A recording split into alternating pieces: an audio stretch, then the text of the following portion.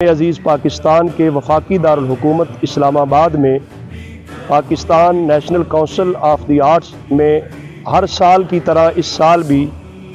جماعت جلالیہ پاکستان کے زیر اہتمام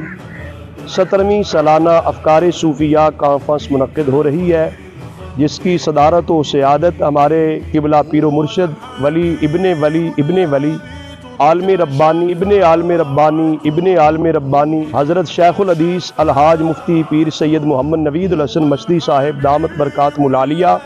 سجادہ نشین آستانہ عالیہ بکھی شریف سربراہ جماعت جلالیہ پاکستان آپ فرمائیں گے۔ مختلف شعبہ حیات سے تعلق رکھنے والی شخصیات اس پروگرام میں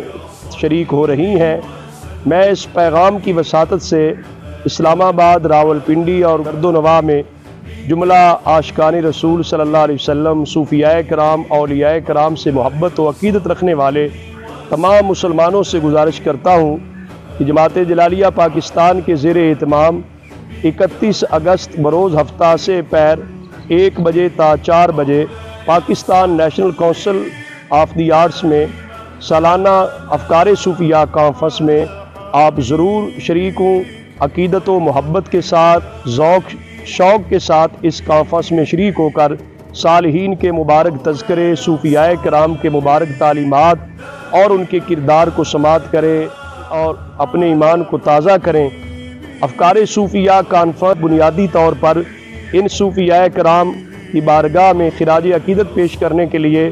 جو کہ اہل اسلام، اہل ایمان، اہل وطن کے لیے رہنما ہیں، ہیرو ہیں، ملک و ملت کے محسنین ہیں،